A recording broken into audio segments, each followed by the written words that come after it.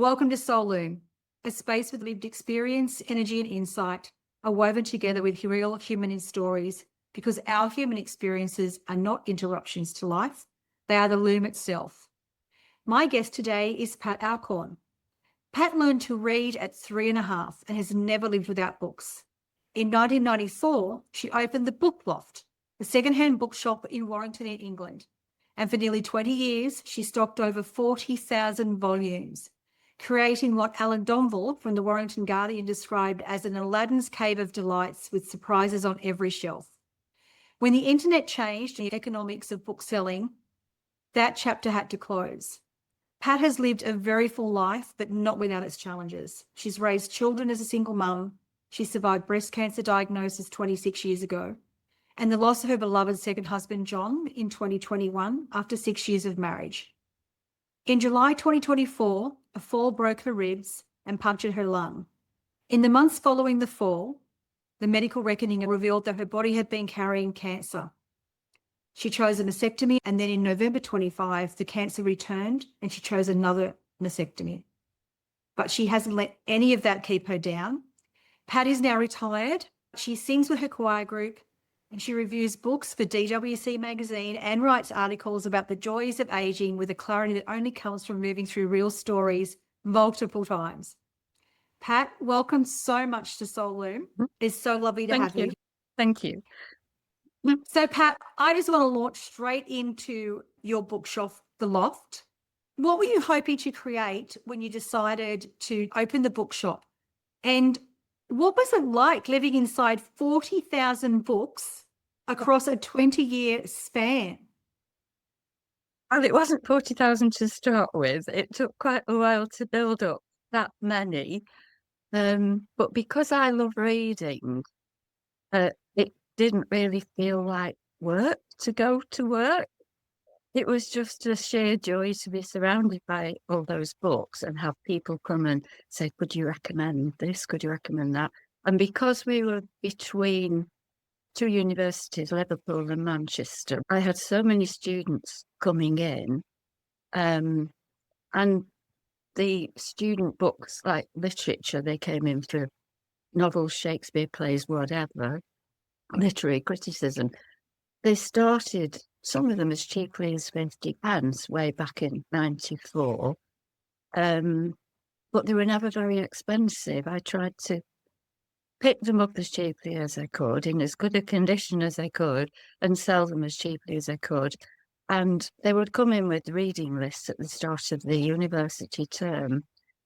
And probably I could fulfill 3/4 of a literary reading list, which was lovely. It was such a joy because obviously students don't have a lot of money. It never felt like work in the days when it was working before the internet damaged bookshops a great deal.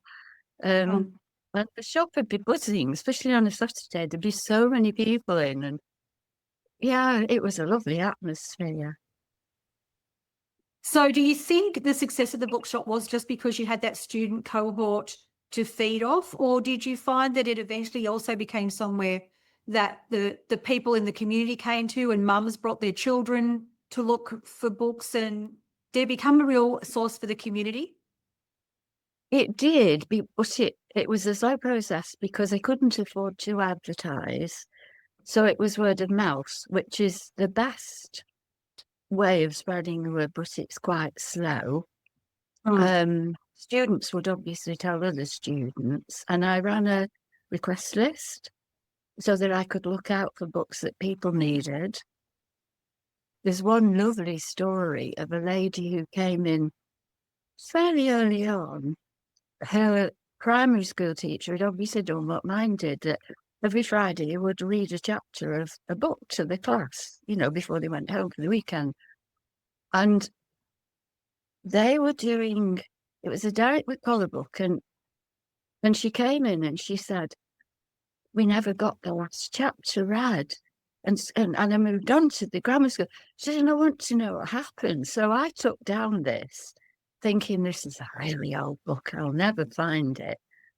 And it must have been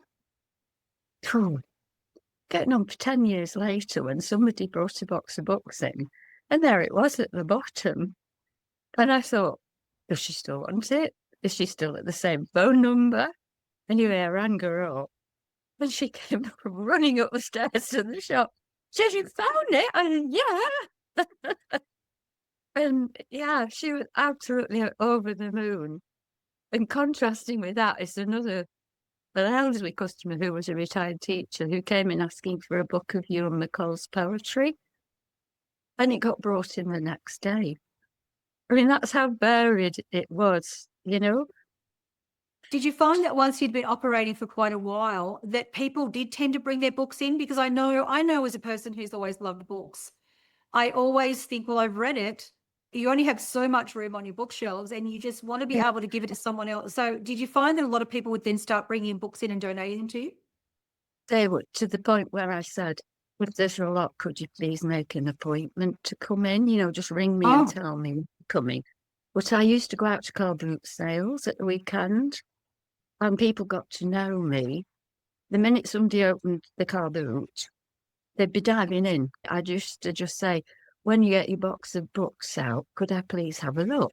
And I waited. And so they got to know me, and they would save books up for me and give me a good discount because I bought in bulk, you know. So that's how I ended up with 40,000 books when I only started off with maybe half that many. And people would ring up when somebody had died, and I could go to the house and look at the books and see what was worth buying. So, yeah, it's there was no shortage of books. It was a huge space. I know when I was researching and having a look on the current street view of where the shop would have been back in the day, and I think it measured that it was 1.5 basketball courts inside. That's how big it was. Was it single level? Yeah, I started off on one side of the landing and there was 2,000 square feet, but that included what I call the backup stock room. And then I had to move across the landing, and I had 2,400 square feet. And most of that was shop. The backup room was smaller there. So I was able to have a separate room for the children, separate room for the bestsellers. And the children's room, I would buy things on car boots, like there's a little rocking horse in there, and there were bean bags for them to sit on, and it was a lot nicer for me. That it gave me more scope, and I had bean bags and chairs anyway, long before Waterstone started putting chairs in their shops. So what makes a woman in her 40s decide, oh, I'm going to open a bookshop? Because that's a big endeavor to suddenly just go out and find a space, have to rent the space, afford that, find the books as affordably as you could, and then run the business. Why books? Well, why not, I would say. But the space became available at a peppercorn rent. It was ideally placed between the universities, and there was no other second-hand bookshop in Warrington apart from charity shop. There was one bookshop, but it was a charity one that just sold books. And we used to, they'd send people to me and I'd send people to them. They'd ring me up and say, have you got this? A customer wants it. Can I send them round? And, you know, we used to do that. And it wasn't like competition. Obviously, their shop was very small, but we helped each other out. I never expected it to take off like it did. But it's just somehow grew. And once I'd moved across the landing, and Alan Donville, working for the Warrington Guardian, came in and said he'd like to give me a monthly slot in the local magazine that they produced. And it was a full page with the photograph. And he wrote the first article because I thought, I can't write for that. And once he'd done that, I began to get the gist of it. And I talked to customers who could tell me what it was like years ago in that area. They told me some really interesting stories. And I did articles. There was 2 articles I did where I picked my favourite 12 books in each of the genres. And when the BBC produced 100 best books. I can't remember how many years ago. It's a long time ago. I had about 88 of them in stock, so I had this big display, and people were coming in saying, "Oh, I was meant to read that. Perhaps I will now. It's on the bestseller list," you know. But it was just the joy on people's faces when they found something was reward enough, because I couldn't pay myself very much, but I managed. And I think that's what's important. I mean, obviously you had a business in some way, shape or form so that you could support yourself. But at the end of the day, you were going to do something every day that you love to do, which I think is far more important. And Yeah. everything else sort of should flow from there if that's your approach to what you're doing. Well, a customer of mine who did some sort of alternative medicine, I can't remember what, he came one day when he came in, and he was asking how the shop was going. And he said to me, "I've never worked a day in my adult life." And I looked at him and he said, "Because I enjoy my job so much, it's not like work." And I understood entirely what he meant. You've got to earn money, but that's only part of the thing. If you're doing a job you hate, the money, in one sense. And running a business, I mean, anyone listening who runs a business would know that it's in your head 24/7. You never really can leave it behind when you close the door. It's always there and you're always thinking about it. So it wants to be something that you really are passionate about and that you enjoy doing. So you ran the bookshop for 20 years. So I'm assuming that's 1994 to about 2014? Yeah, well, it might have been a bit before then, because I was still trading when I shut the premises. It was just people were not coming in anymore. They were buying off the internet. But I kept it going longer than I should have for the faithful few, you know. And so I started doing it online. I moved the books into storage, and I'd already made up my mind I would move down to Weston to be near my daughter, because both of us were finding travelling to see each other quite difficult. I thought I can work online from anywhere. So the books were in storage and partly packed up, and then someone broke into the premises, stole the water tank, and of course water just poured through from upstairs onto all these books. And I went in to get a book that somebody had ordered one day, and I found myself standing in 6 inches of water, and I just stood there and I cried. I thought, this is my business gone. I got loss adjusters in, I was insured, and he was horrified when he saw the damage.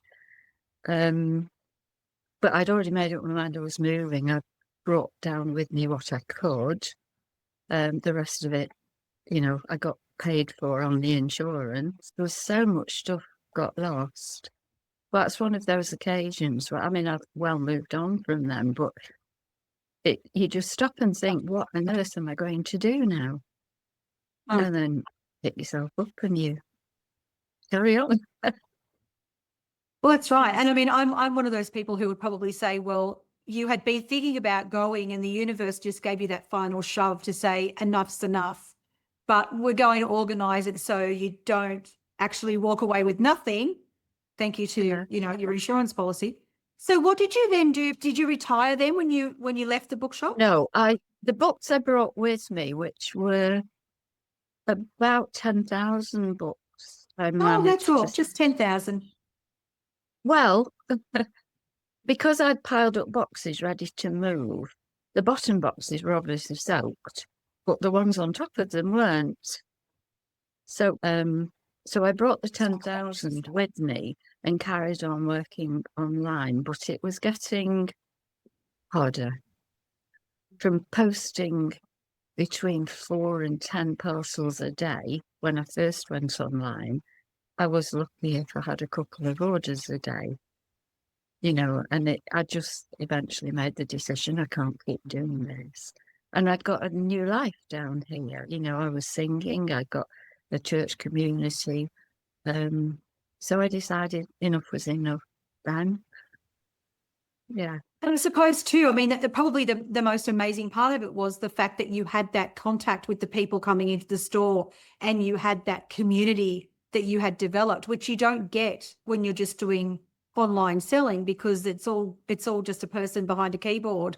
So that Yeah. element was gone.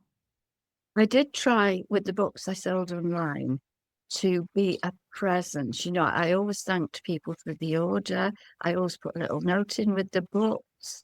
So it wasn't just, you've ordered it, here it is, you know.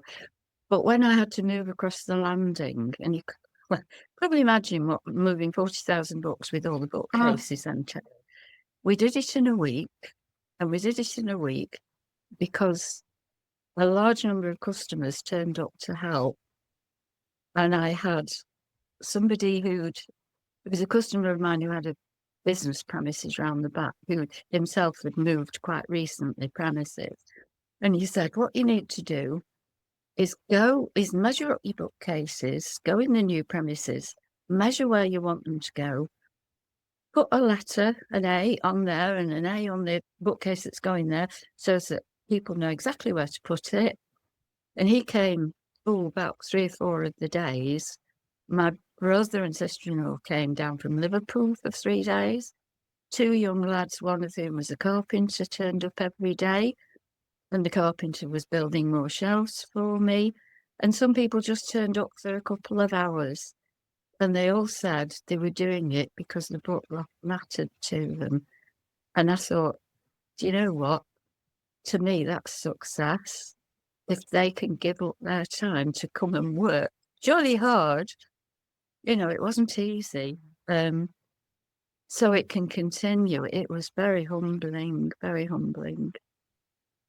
And as I said, it's important that you were able to build something that was not just a business and a retail outlet, but it was somewhere that there was community, and it gave people a place that they felt they could go and belong, which is beautiful. Yeah, it did. It did. It was lovely.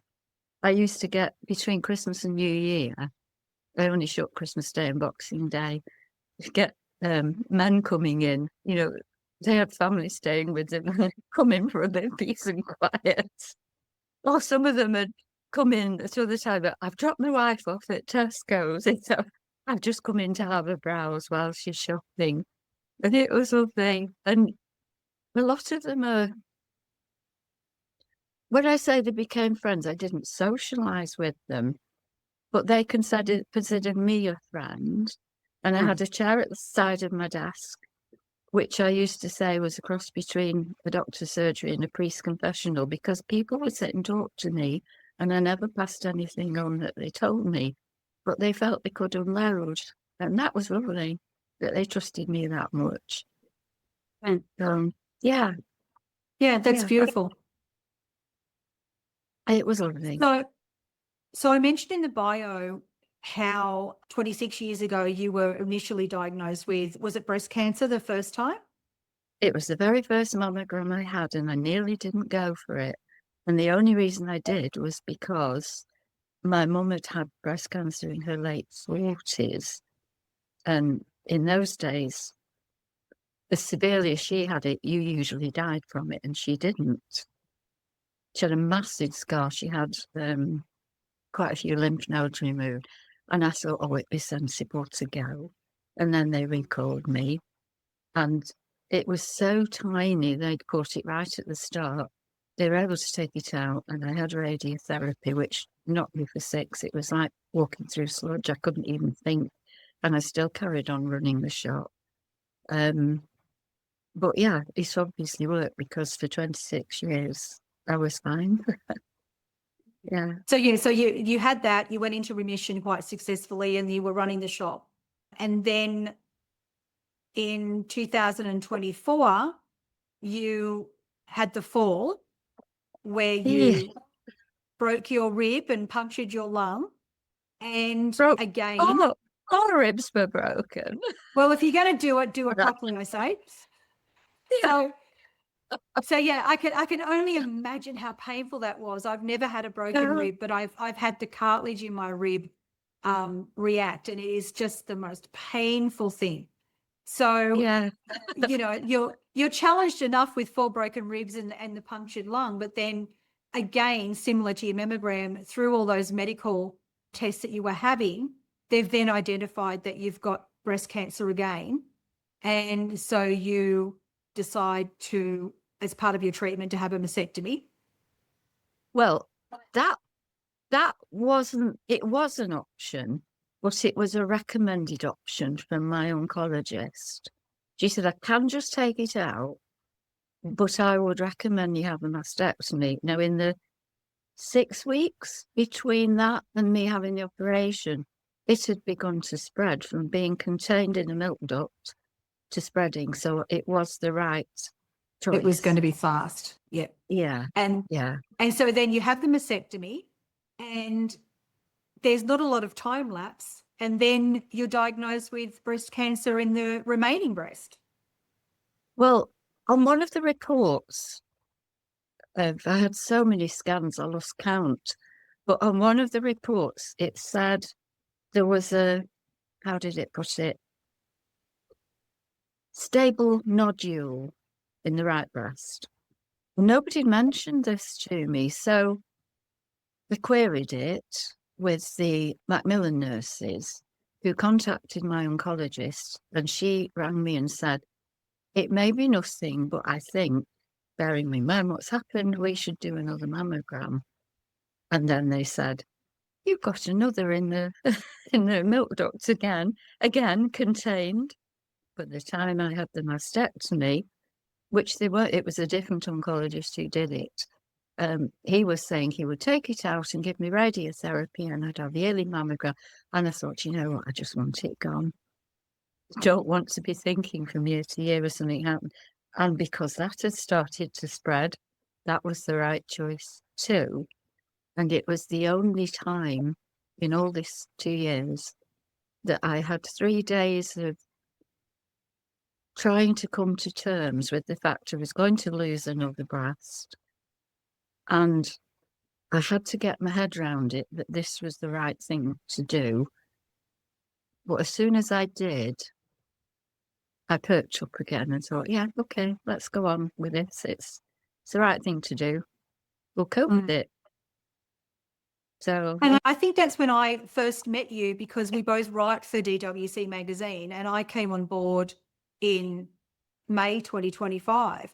So I was aware that you'd already been through that initial stages and then what was happening with the fall and everything. And I must say, you, and it may have just been how it appeared on the outside, you can correct me there, but you always felt as if you were very at peace with what was happening and the decisions that you had to make. Not to say that they weren't traumatic decisions to make, but you always came across as being quite calm about it. And I've thought about it, and this is the decision I've made, and now we will just move on. Was that the reality of it for you, and was it something that you think has helped? that was the reality. I wrote I got lots of little quotes that I find are very apt these days. And it said, happiness is letting go of what you think your life is supposed to look like and enjoying it for everything that it is.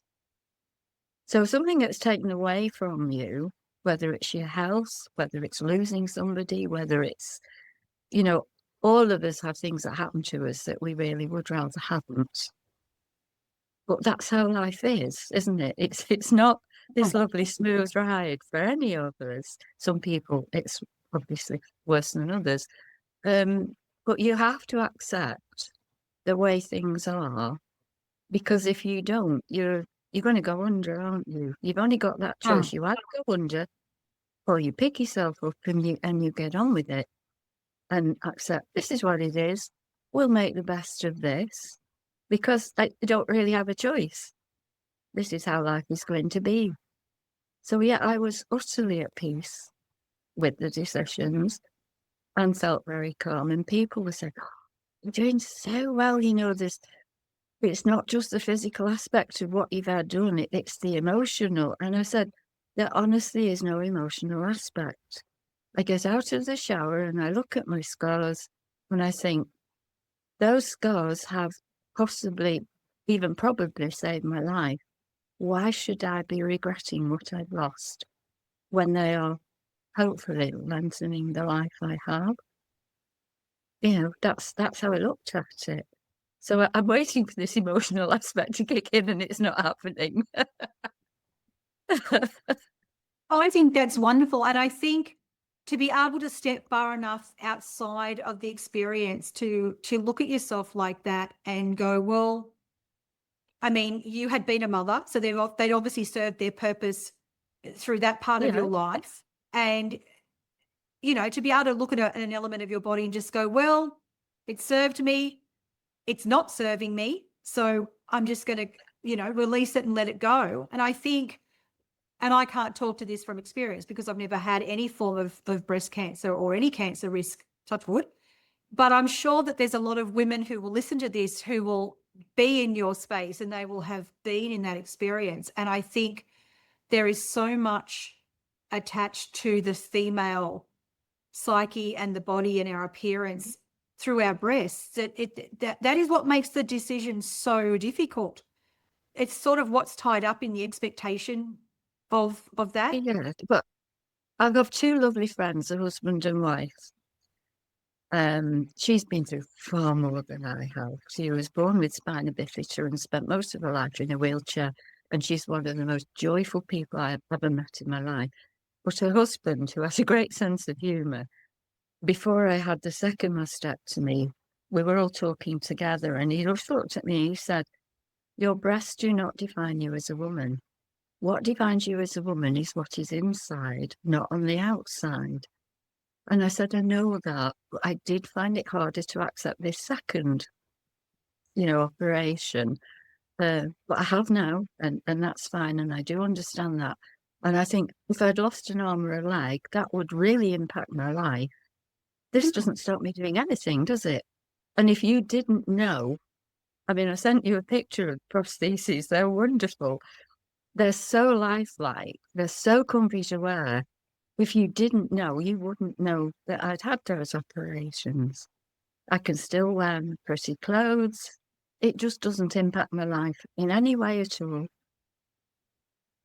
And I suppose if that's one way that a person can get through it is to, even if it's as devastating as it is that you may have to have a single or a double mastectomy, really maybe the upside of that is it could be an arm or a leg or your eyesight or something that is really going to alter the way you can approach everyday life. I just thought, I'm very blessed in one way that the doctors have all been amazing, all of them.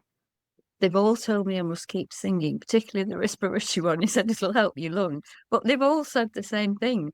And I said, you know, I think they should put singing on prescription because it lifts your spirits so much, makes you completely forget what's going on in your life for the time that you're singing. I can remember you saying at Christmas that that was one of the things that was devastating you the most, that you didn't know if you were going to be able to sing across the Christmas season. Yeah, but I sang in the carol service at church. I sang in this concert we did with my choir. My voice wasn't strong enough to do the solos anymore. But now this little group of us that goes around the care homes singing, and the person who ran it, he brought me a microphone. So I don't have to project. I can use my breath for breathing, not projecting, because the microphone does it for me. And I'm back doing solos there. And that's given me my confidence back because it just went when I couldn't breathe. And it's like, oh, this is really going to impact my singing. But yeah, slowly I've got there. I'm getting stronger.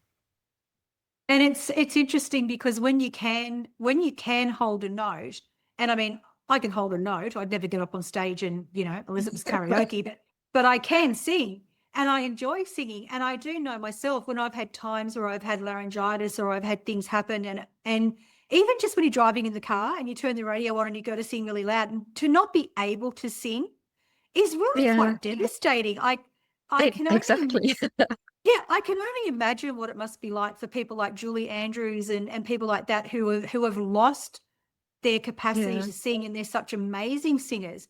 Because even just me, like, it's horrible to suddenly want to go and sing one of your favourite songs and nothing comes out. It's huge.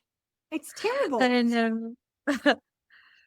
So, Pat, you've through all of those challenges up to that point, and of course, you've also mentioned that your arthritis now has made it difficult for you to continue teaching others to read and write and help them with their literacy. But you're still writing articles for DWC and you're doing huge, like these book reviews are flowing all the time. How have you found that books have walked beside you through all of this? There's very few times in my life when I haven't been able to read for whatever reason, you know, things going on and my mind's been too.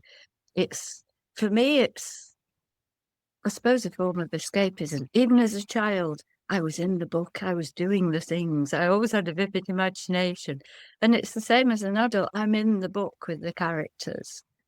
I know to some degree I have to be critical doing book reviews, but I'm not a critical reader as such. I just get lost in the book and enjoy it, you know, because that's my relaxation. And everywhere, apart from the kitchen and the bathroom, there's no rooms in this house without books. I've probably got a couple of thousand of my own. It's not much room. Well, it's a very cluttered house, but I live on my own. It doesn't matter, does it? That's right. Doesn't matter. And so, but I also think too, you know, you said that you don't review as a critic would, but I think that's why your reviews are so lovely, because you review the book from how it landed with you, which I think actually gives people looking at that book and going, oh, maybe I'd like to read it, a better picture of what that is around, rather than doing it as a critique, as a, you know, a book reviewer. I wouldn't like to review a book for the magazine that I haven't enjoyed. You know, it's got to be something I empathise with the characters. I'm gripped by it right from the first page. That's how I would judge a book. If it grips me at the start, if it doesn't grip me within 2 or 3 pages, I wouldn't read it. Because I get books from the library and think, no, not this one. Just take it back, you know? So what draws you to a book? Is it the cover? Is it the bio? Like, it's a mixture. It could be the cover, it could be the title. There's some really unusual titles. And I do read the bio on the back. And then I would open the first page and see, is this grabbing me? And I have a book list, as does my daughter, where we buy each other for birthdays things off that list. But those are only things that I know I would keep and maybe read again. But it's just a mixture of things draws me to something.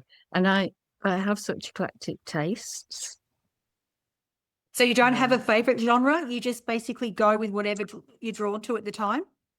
Yeah, I like, the book has to have characters I can empathise with, and I'm not into modern chick lit. They're a bit too shallow for me.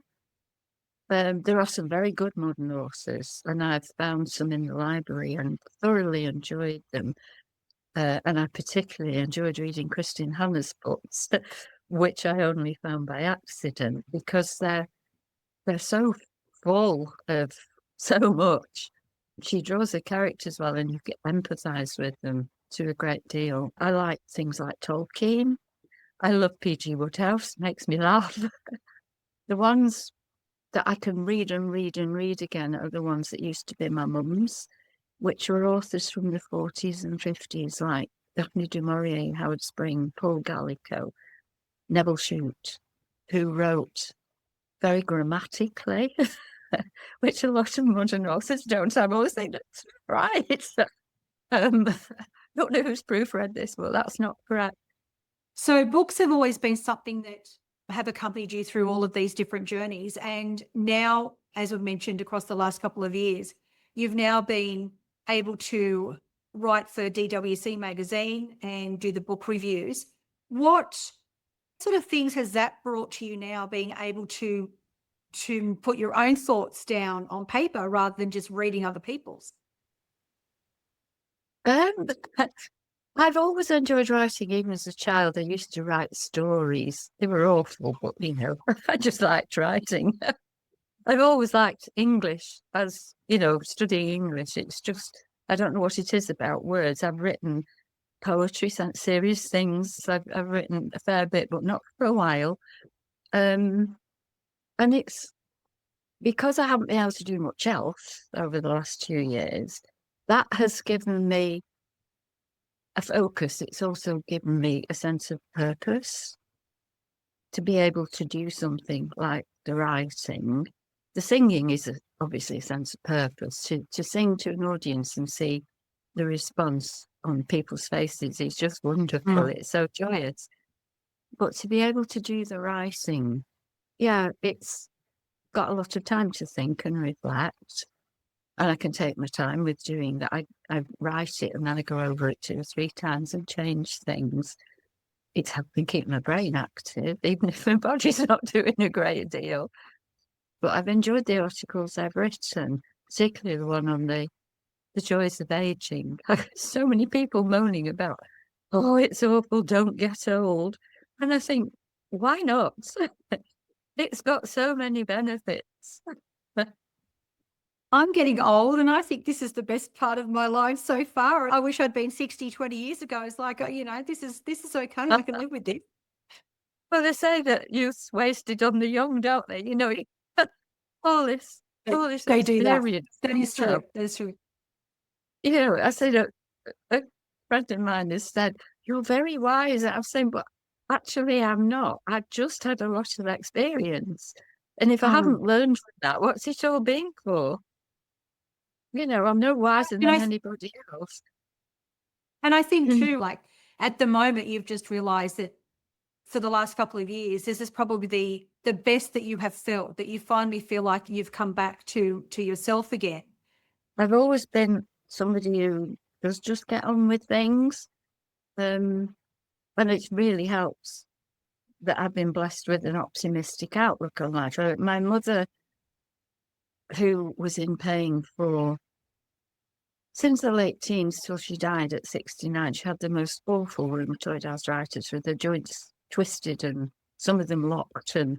And she, again, was such a sunny person, always had a smile on her face. I used to have a couple of moles on my face, which have faded over time. And she'd say, those aren't moles, those are beauty spots. And then round here, her eyes, she said, that's not crow's feet, that's flat lines. That was how she looked at life. And it's something I just picked up on. She would always look on the positive side of whatever was going on. And boy, does it help when you does. And I mean, that's not to say that there aren't times where you just want to wallow in your own self-pity and cry all day and not get out of bed. And that's perfectly fine.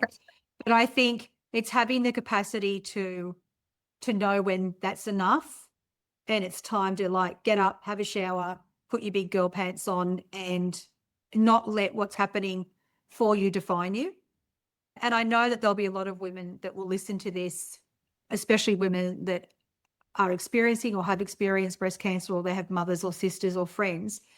If you were to think back now across your experiences, what would you say to those women listening now who are in the middle of all of that?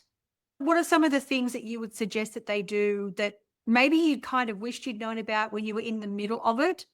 Maybe the second time for you was an experience that allowed you to cope better because you'd already lived it the 26 years before? Yes, although obviously this time was a lot more drastic than that first time when it was so small. Even on the X-ray, they pointed it out, and I thought I can't really see anything there. It was so tiny. It's always as well to remember that nothing lasts, nothing is permanent, and whatever you're going through does have an end. For me, when the doctor told me after my fall that it would take months to recover, and I'm thinking, no, that's other people. That's not me. I'll get better quicker. Not really realizing the effect that this fluid on my lung and the fact that my lung has healed smaller, what effect that would have on my life and my energy and everything else.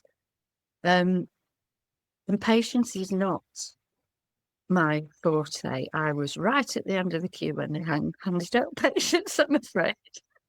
And I had to learn to concentrate on what I could do and not think about what I couldn't do through all of what's happened over the last 2 years, because you can't go back. Whether you've had a mastectomy or you've had the lump removed or whatever you've had done, you can't go back to how you were. That's just not possible. So to hanker after it is a complete waste of energy when you need your energy to heal, to get better, to get on with your life, basically. I'm now 77, and I reckon it's a lot easier for me. I think had I had to have a mastectomy the first time when I was 50, 51, I would have found that very hard, really hard, because I just felt, well, people used to knock at least 10 years at my age. I was very fit. I played football in my 30s, cycled everywhere, walked everywhere, did all my own decorating, gardening, whatever. I was really fit. And I felt young. Now, in my head, I'm still 35, but my body's really arguing with that. But that's okay, because I think mental health in situations like this is in a sense more important because it helps you physically if the mental state is fine. And I've had such a lot of help. I'm surrounded by a lovely family. I've got lovely friends at church. When I had my fall, I was 5 days in hospital. And the day they sent me home, my daughter and her husband were going on holiday. So she arranged for somebody at church to come and pick me up, take me home. She arranged a rota that somebody every day would come at 5 o'clock and bring me a cooked meal. And because somebody cooked, and again, all this was very humbling that people would do this for me, but to be surrounded by, and I understand not everybody is, so much love and kindness, it would be really ungrateful to be bemoaning what had happened when you've got all this love surrounding you and all of it helping you to get better, helping your mental state. I'm very blessed in who I have around me and what I have in life. And I'm not rich, but I don't have money worries. I have enough. I have a lovely house with a lovely garden, lovely view of the woods from one side and the Mendic Hills from the other side. And I have my garden that I made during lockdown. And just to sit and contemplate sometimes, I feel very blessed. And I think if you're going through stuff, you need to focus on what you have, not on what you're losing, because it can't come back. Right. I have a book in the other room, and it's called Bouncing Forwards. You know, we all talk about bouncing back when we've had something happen. And he says, you don't bounce back. You can't go back. You have to bounce forwards. You've got to take on a new life, whatever that new life looks like. It's this thing of, if you can't change what's happening, change the way you think about it. This puts it in a nutshell, really. And to focus on what you have, whether it's loved ones around you, whether it's the fact that you're still alive after something, you've had an awful operation. For me, it really helps to focus on all that. And I know we've spoken about this too. It's that gratitude piece, for the want of a better word, of just trying to find something in the moment that you can be grateful for. And it might be that the only thing you can be grateful for is the fact that, well, the breast cancer was found early and I only lost a breast. I didn't lose my life. I'm still here to enjoy my family and my grandchildren or my whatever your situation is at the time that it happens.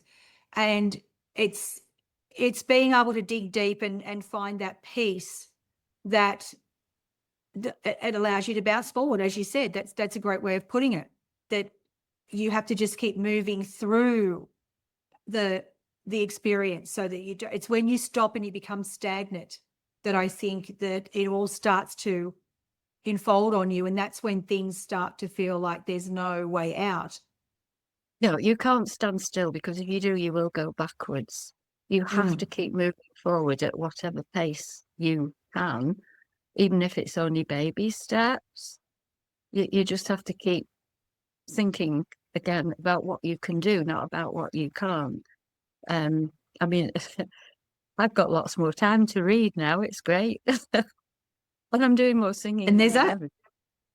It's, yeah. And if that's all I can do is sing and read, so be it. I've got my mobility scooter now because I live up a hill and to get down to the shops, coming back up is a bit of a struggle. So I got a mobility scooter, which gives me some independence. It's a nice bright orange.